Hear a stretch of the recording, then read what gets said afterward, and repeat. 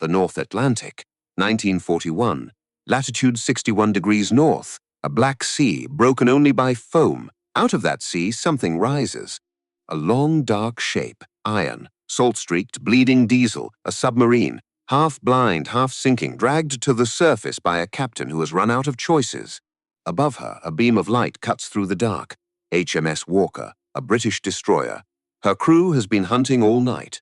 The Searchlight finds the conning tower, catches the rust, catches the painted golden horseshoes, catches the white faces of men climbing out into the wind, and catches him, a man in a leather coat, salt in his hair, calm in his eyes, the most successful U-boat commander of the Second World War.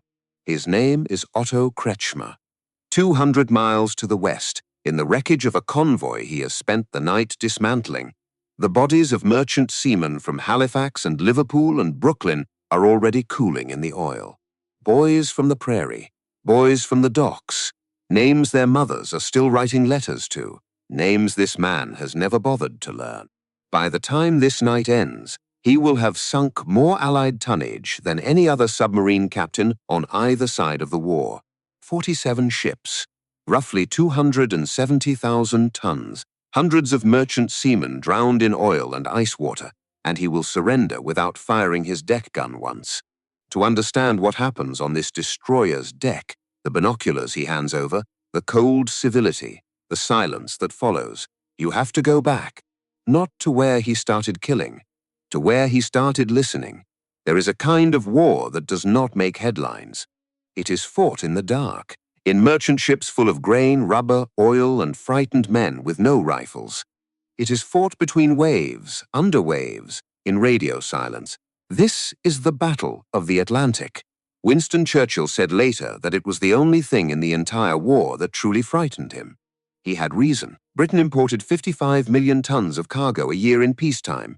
Food, iron ore, fuel, wheat for the bakeries in Glasgow and Belfast and London. Cut that to 30 million tons, and Britain starves. Cut it to 20 million, and Britain surrenders across the sea in a brick villa near Lorient. A small man with sharp eyes understood this perfectly. Karl Dönitz, 49 years old, veteran of the last war, a captured by the British in 1918, who had spent every year since believing the same thing. Britain does not need to be defeated. Britain needs to be cut off. His tool was the U-boat. His doctrine was Rudeltaktik, the Wolfpack.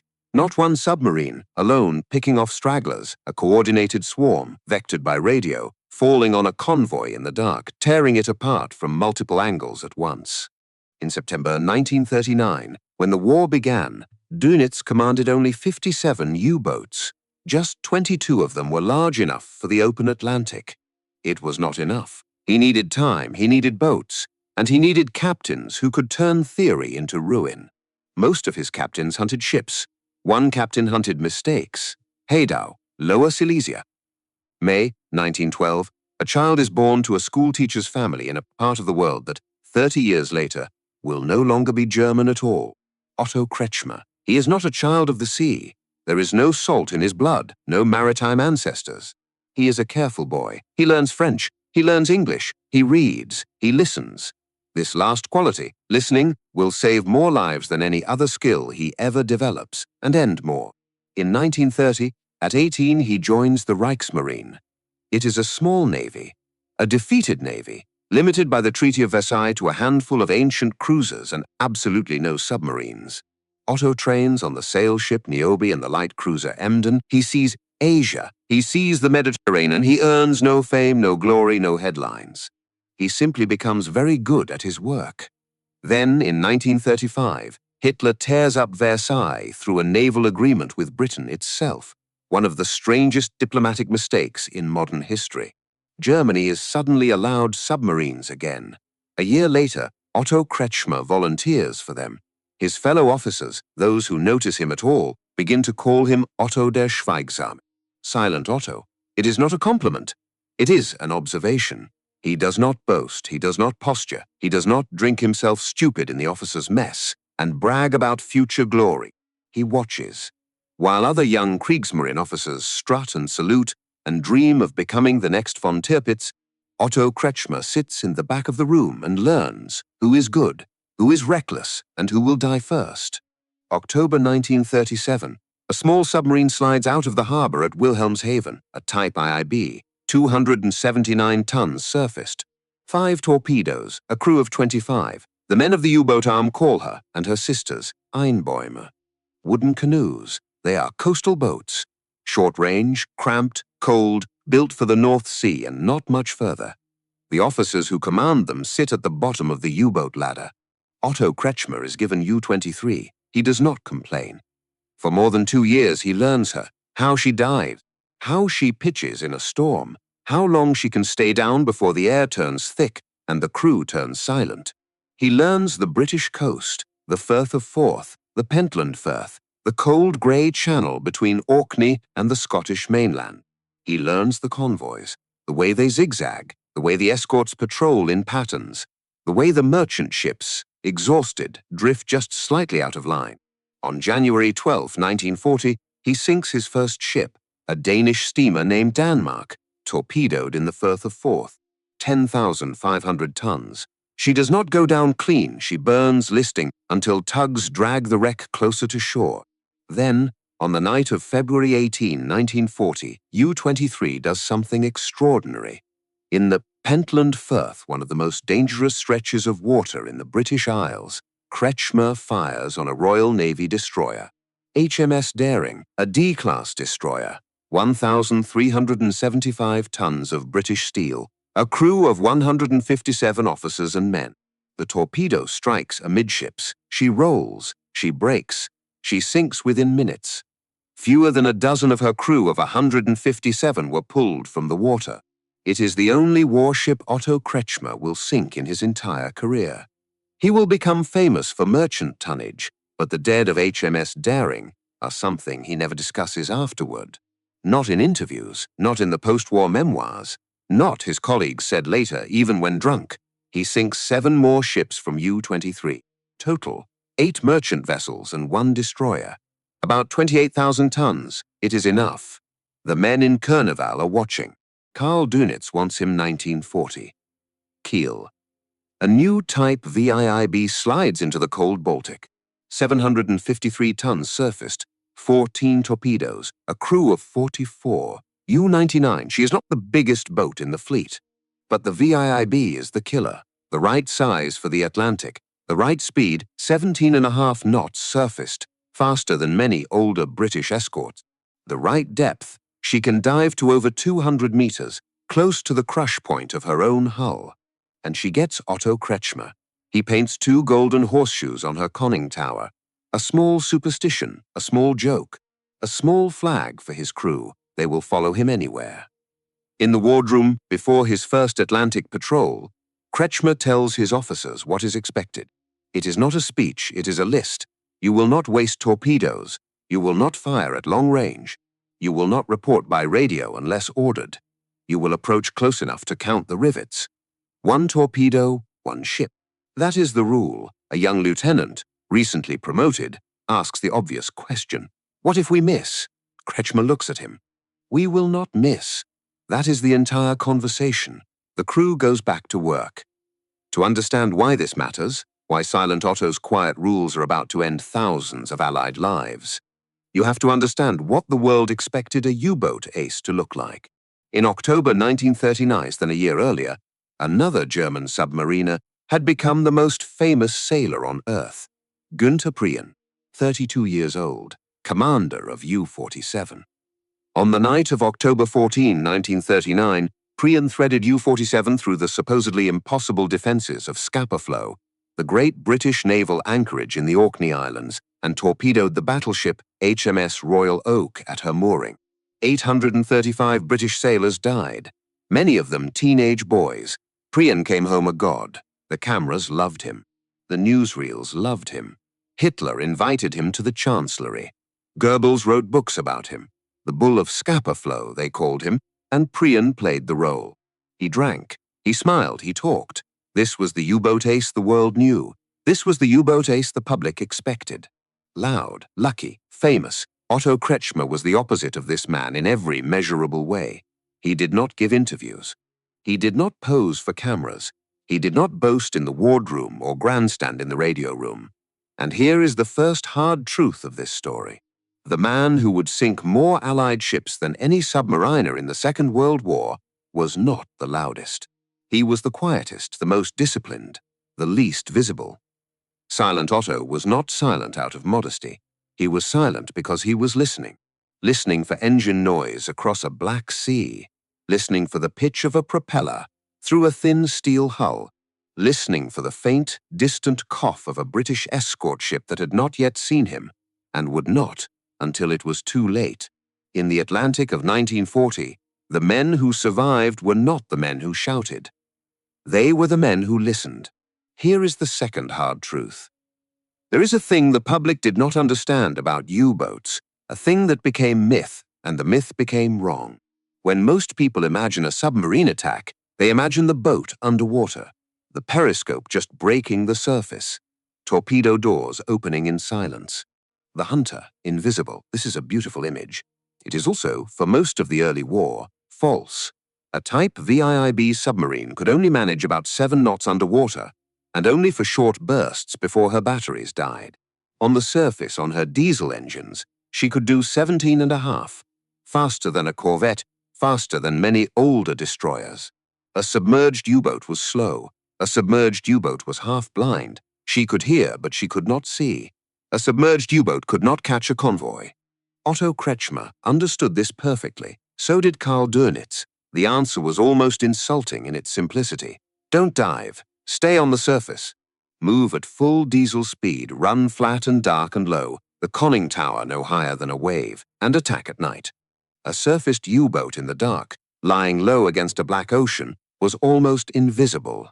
The bridge crew could see merchant ships silhouetted against the western sky.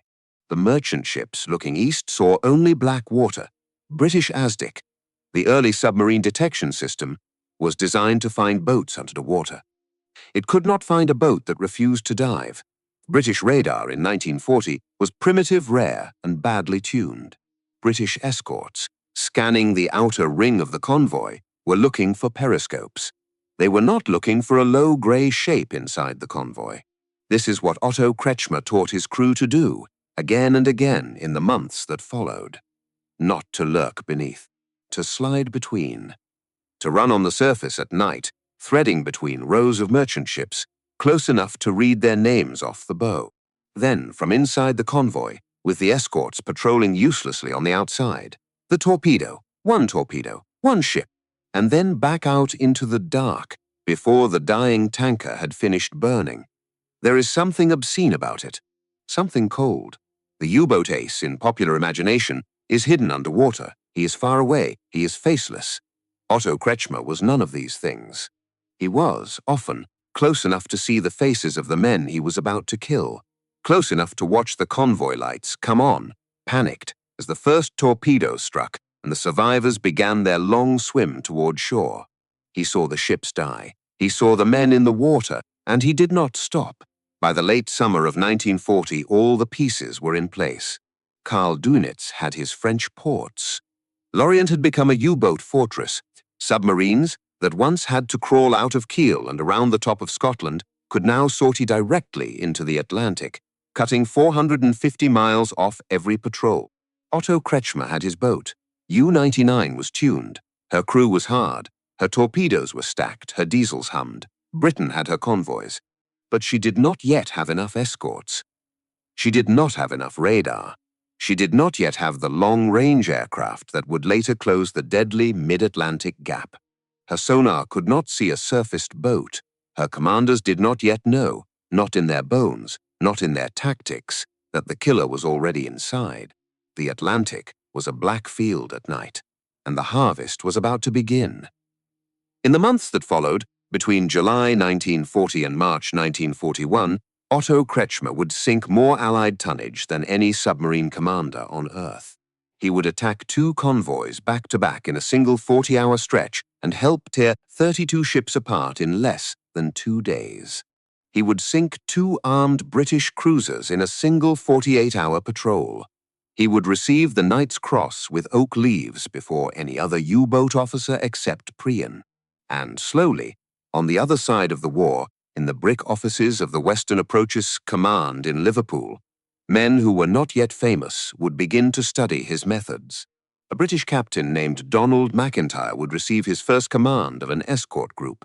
A radar engineer would test a new set called Type 286 on a small destroyer named HMS Van Ock. Codebreakers in a country house at Bletchley Park would begin painfully to chew at the German naval enigma. None of them knew it yet, but a clock had started ticking, and Otto Kretschmer, threading his quiet U-99 through the cold black waters off Rockall, was running out of nights. July 1940, Lorient, a French fishing port on the Bay of Biscay.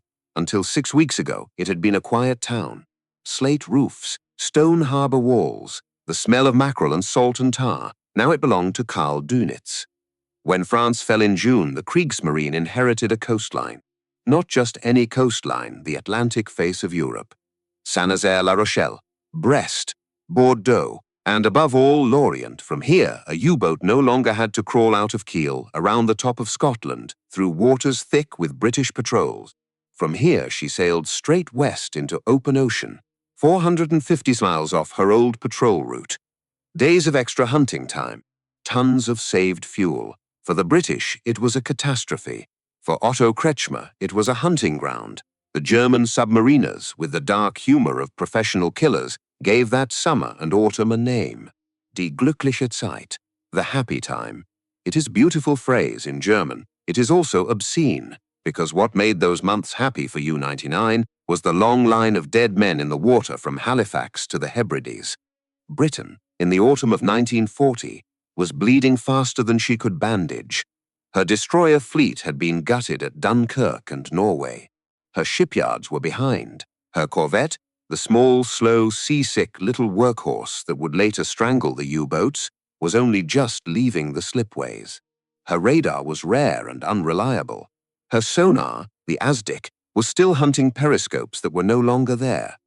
Worst of all, there was a place in the middle of the ocean, out beyond the range of land-based aircraft from either side, where no Allied plane could fly. The men called it the Black Pit, the Mid-Atlantic Gap. In that gap, a convoy had no air cover, no spotting from above. Only its own escorts, exhausted, undermanned, scanning a horizon that went on forever. That was where Otto Kretschmer waited. He took U-99 out of Lorient again and again that summer. Patrol after patrol, 2 weeks in port, 2 more weeks at sea, he sank a Norwegian. He sank a Briton. He sank an Estonian flagged out of a secure shipping line. Almost every torpedo found steel. Almost every steel found cargo. Almost every cargo found the bottom of the Atlantic. By autumn, his name was beginning to move quietly through the corridors of the British Admiralty. They did not yet know him. They simply knew that something on the convoy routes was very, very efficient. And then came October 1940.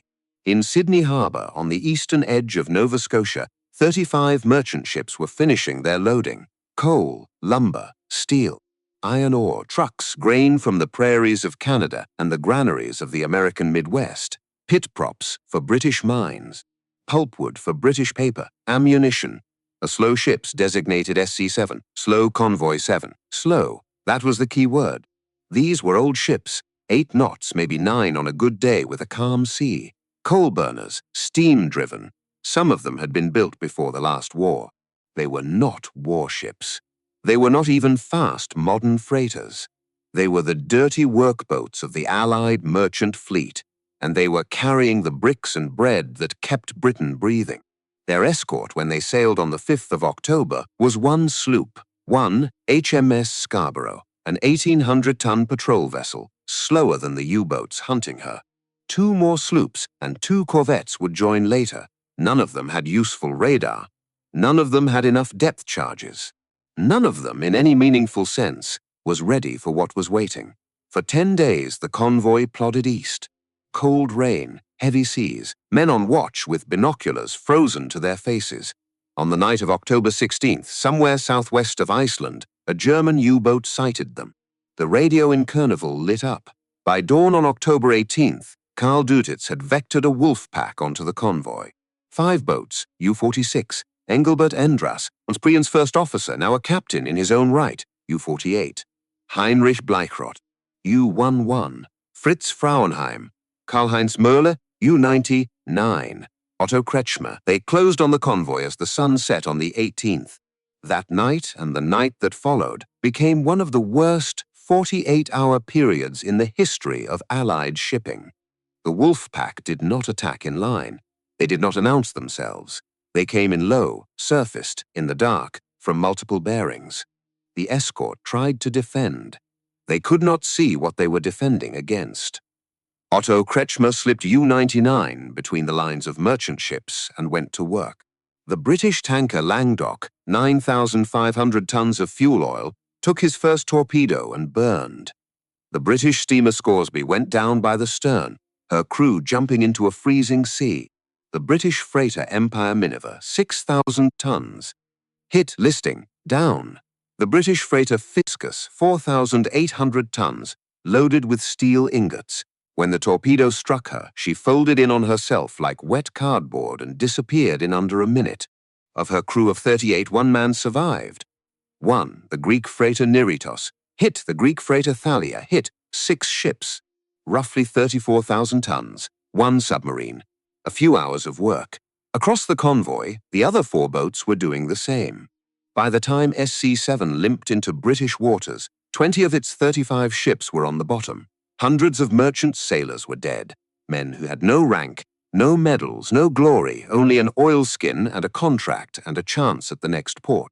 It was the worst convoy loss of the war so far. It would not hold that record for 48 hours. Because as SC-7 was being torn apart, another convoy was crossing the same ocean, HX-79, 49 ships, fast convoy, out of Halifax. The Wolfpack, still on station, still hungry, still loaded with torpedoes, turned to the new target. This time joined by 2 more boats. U-100, Joachim Schepke, Kretschmer's opposite, handsome, a darling of the German press, brave to the edge of recklessness. And U-47, Günther Prien himself, the bull of Scapa flow, the most famous submariner alive, fresh from a refit and looking for headlines. 6 U-boats on the same convoy in the same night. For HX-79, the escort was better. Destroyers, sloops, corvettes, even an armed merchant cruiser. It did not matter. The escort was looking outward, with the wrong equipment, in the wrong direction. The killers were already inside. Kretschmer found the tankers. Tankers were the prizes. A tanker carried fuel, and fuel meant tanks and aircraft and ships. Kill a tanker, and you killed a battle 3,000 miles away. The British tanker Caprella, 8,200 tons of oil, hit by U-99 amidships, burning. The British tanker Citala, 6,200 tons, hit, down. By dawn on October 20th, 12 more ships had been sunk from HX-79. In 36 hours, the Allies had lost 32 merchant ships, roughly 170,000 tons of cargo, hundreds of dead. Britain, that week, lost more shipping than at any point since the First World War. And here is the third hard truth of this story. For 20 years, the British Admiralty had built its survival around one idea: the convoy, the herd. Gather the merchant ships together, surround them with warships, and the wolves cannot get in. It was a good idea. It assumed enough warships. It assumed working radar. It assumed the wolves would stay outside. The autumn of 1940 proved that when those assumptions failed, the convoy did not save the merchant ship. It concentrated him. It put him in a herd of 35 other lit-up steel coffins, all moving slow, all in formation, all easy to find on a clear night. The convoy did not protect the sheep. It served them up. A few weeks later, on the night of November 3rd, 1940, U-99 was running west of Ireland. The watch officer raised a hand. A large ship, big, single, independent, no escort visible. Kretschmer studied her through his Zeiss binoculars. She was painted grey. She had guns on her decks. She was an armed merchant cruiser, an old passenger liner taken into Royal Navy service, given some old guns, and sent out to hunt German raiders. Brave, useless, doomed, HMS Laurentic, 18,700 tons, once the pride of the White Star Line, once she carried first-class passengers across to New York in mahogany and brass. Now she carried sailors and antique 6-inch guns, and the hope that she might catch a surface raider. She did not catch this one. Kretschmer put 2 torpedoes into her. Then a third she listed, she burned. Her radio screamed for help. Help came. HMS Patroclus, another armed merchant cruiser, 11,000 tons, raced toward the smoke. Kretschmer waited. When Patroclus arrived to take off survivors, U-99 was already in position. The torpedo struck. But Patroclus did not sink. Her holds had been packed with empty oil barrels, a desperate British attempt to make these old liners harder to kill. The barrels kept her afloat. Kretschmer fired another torpedo, another. He fired 6 torpedoes into Patroclus before she finally rolled and went down. 49 men died on Laurentic. 56 died on Patroclus. More than 100 Royal Navy sailors drowned in the dark Atlantic that night, on 2 ships that should never have been at sea in a real war. And then Otto Kretschmer did something his enemies never quite forgot. He surfaced. He approached the lifeboats. The survivors, wet, shivering, oil-coated, saw a grey conning tower out of the dark and a man in a leather coat with a megaphone, and they thought they were about to be machine-gunned in the water. That was not what Otto Kretschmer was there for. He asked for the senior surviving officer. He gave him a compass bearing for the Irish coast. He gave him an estimated distance. He confirmed the wind. He confirmed the current. He told the survivors which course to row and how long it should take them and what landfall they should expect. Then U-99 turned, slid into the dark and was gone. Here is the 4th hard truth. This act of mercy was not a Hollywood gesture. It was not Otto Kretschmer being a kind man in a cruel war. It was something stranger. There was an old set of rules called the Hague Conventions. They said that submarines must, before sinking a merchant ship, provide for the safety of the crew. Take them off, or at least put them in lifeboats with a reasonable chance.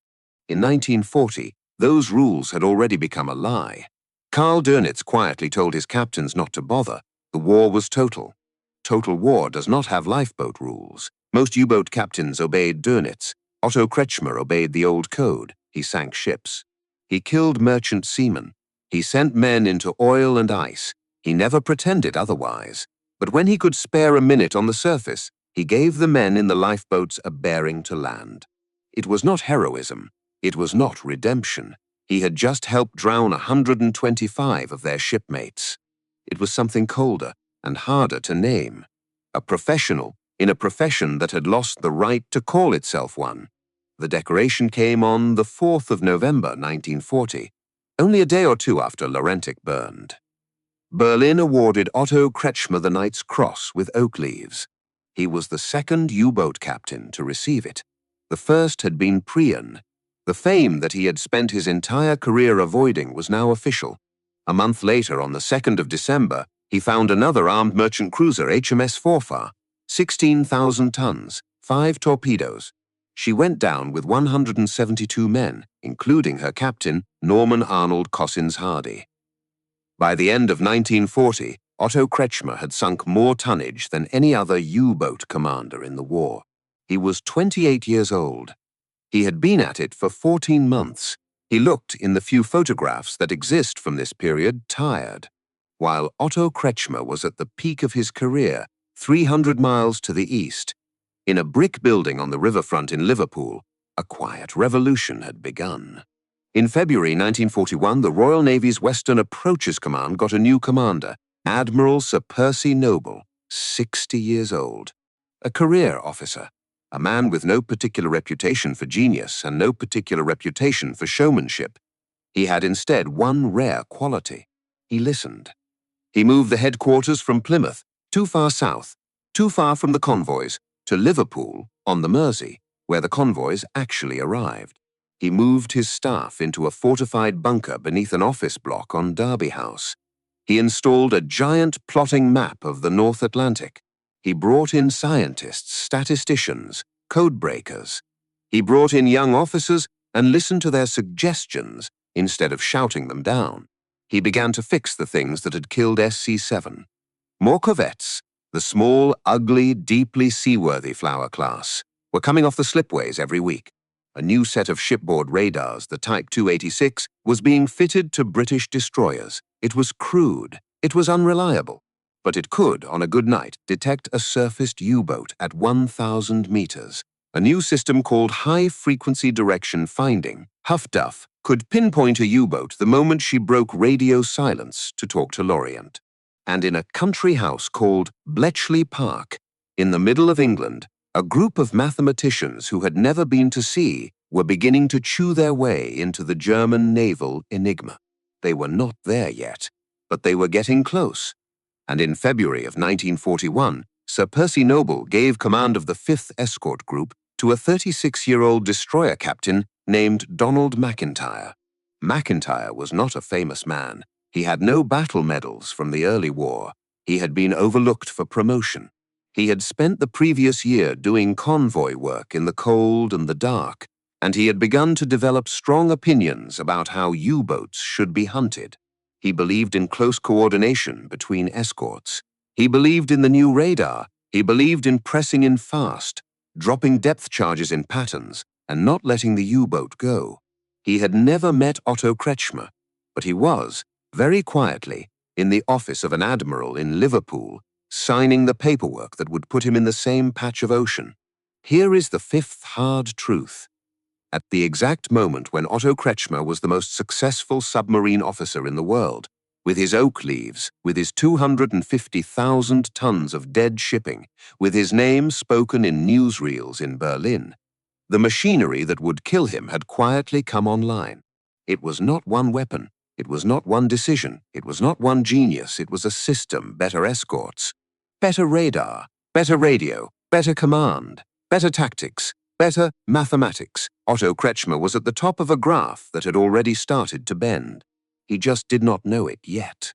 In early March 1941, 3 U-boats were preparing to leave Lorient for the Atlantic. U-47, Günther Prien, the bull of Scapa flow, U-Achim Schepke, U-99, Otto Kretschmer. The 3 most famous submariners in the Kriegsmarine.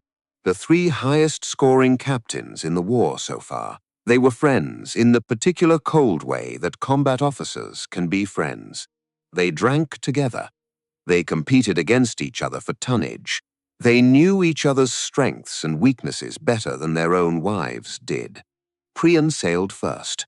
On the night of 7th-8th March 1941, Prien attacked an outbound convoy designated OB-293, west of Ireland. The escort fought back hard, depth charges, long pursuits. Then the radio in Lorient went quiet. U-47 did not come back. She did not signal. She did not surface. She did not call for help. For decades afterward, the British destroyer HMS Wolverine was credited with the kill. Modern research is less sure. It is possible Prien was lost to a depth charge. It is possible his own torpedo malfunctioned and circled back. It is possible he hit a mine. It is possible his pressure hull failed at depth. Whatever the cause, Günther Prien, the man who had become a god to the German public 18 months earlier at Scapa flow, went into the cold Black Atlantic with all 45 of his men. Karl Dönitz did something extraordinary. He hid the news. For 6 weeks, Berlin did not announce that U-47 had been lost. The German public continued to read about the exploits of Prien as if he were still alive at sea. The Kriegsmarine did not want to admit that even its best could be killed. Inside the U-boat arm, however, the captains knew. They knew Prien was gone. They did not know how. A few days later, Joachim Schepke took U-100 out of Lorient. A few days after that, Otto Kretschmer took U-99. It was March 1941. The 2 of them sailed west into the North Atlantic, in the dark, toward a convoy designated HX-112. Neither one of them ever came home. HX-1 and 12 sailed from Halifax on the 1st of March, 1941. 41 ships, tankers, freighters, steel, oil, American cargo bought under cash-and-carry rules, flour, gasoline, machine tools. The last shipments before Lend-Lease, 10 days away from becoming law in Washington, would turn the trickle into a flood. On the 15th, in the middle of the ocean, the convoy passed into the care of Donald McIntyre's 5th Escort Group. HMS Walker with McIntyre aboard. HMS Vanoc, an old destroyer of the last war, freshly fitted with the new Type 286 radar. HMS Sardonyx, HMS Scimitar, 2 corvettes, HMS Bluebell and HMS Hydrangea. It was not a large escort. It was not a famous one. But for the first time in the war, every piece of the new Royal Navy machinery was aboard those ships at once. On the night of the 16th, Otto Kretschmer found them. He did what he had always done. He slipped U-99 between the lines.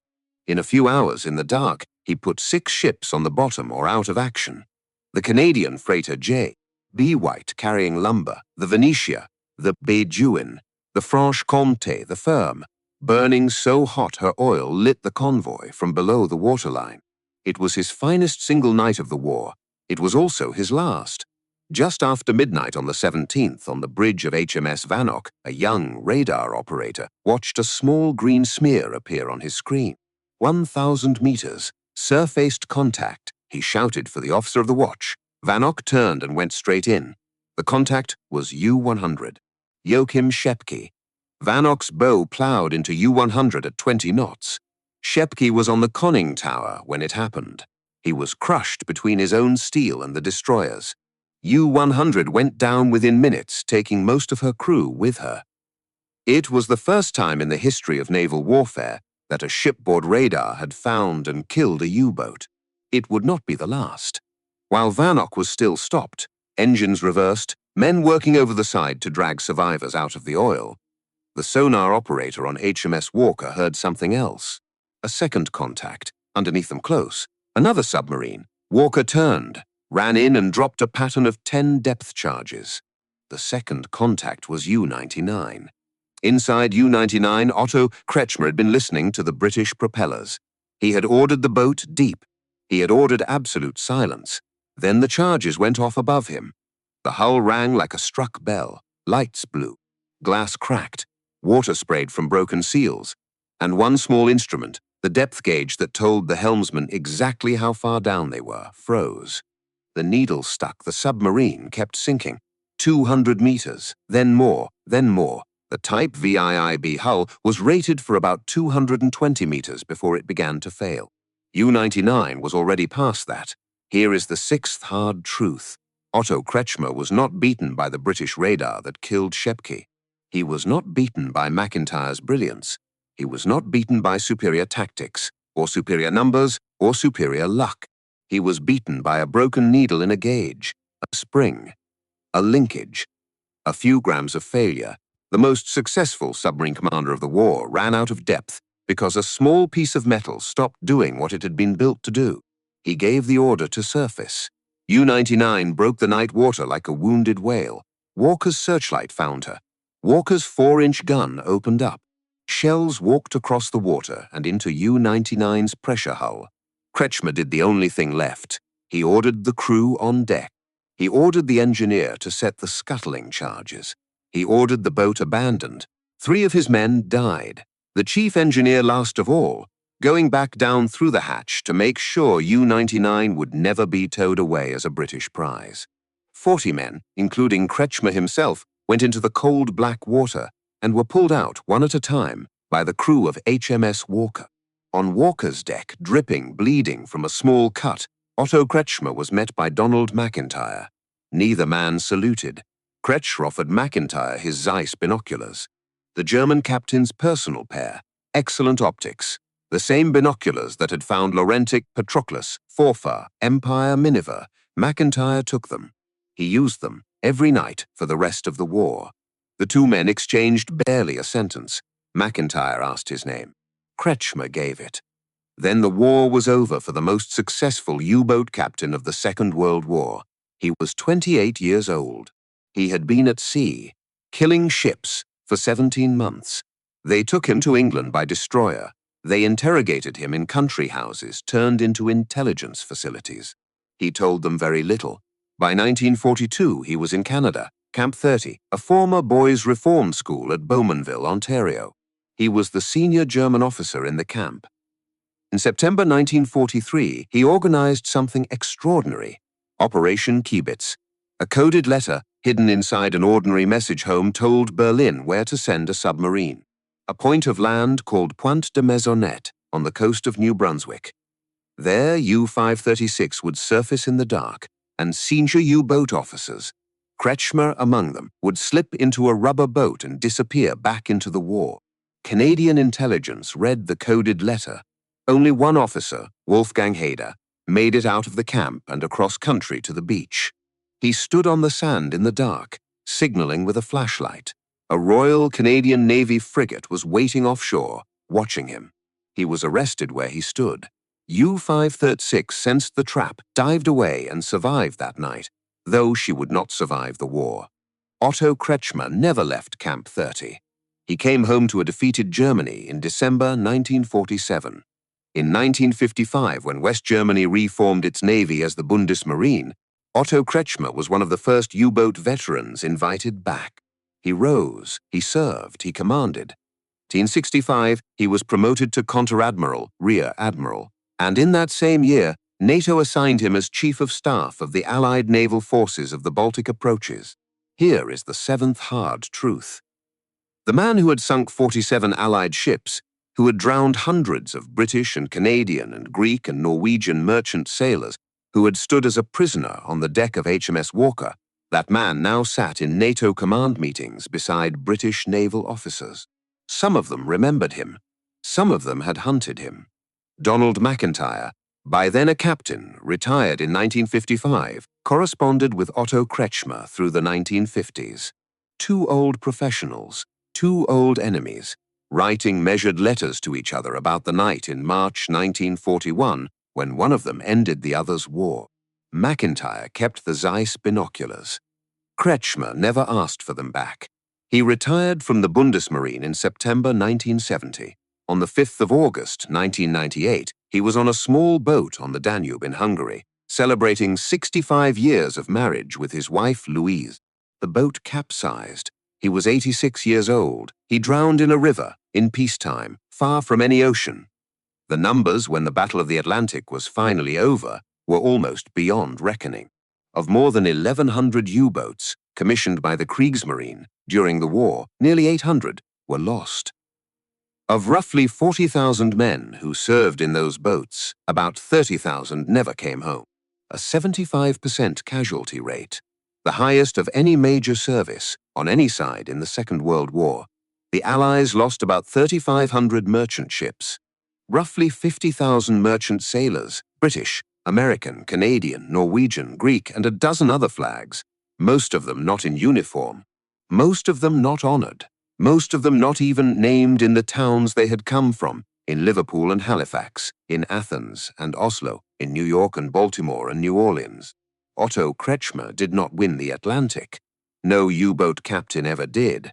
But for 17 months in the cold and the dark, he showed the world something it has never quite been able to unlearn. The most dangerous thing on the sea is not the biggest fleet. It is not the loudest captain. It is not the most famous name. It is a quiet man who waits, who listens, who never wastes a torpedo, and who knows exactly how long it takes a tanker to die. He did not waste torpedoes. He waited for mistakes, and in the dark Atlantic, mistakes sank ships.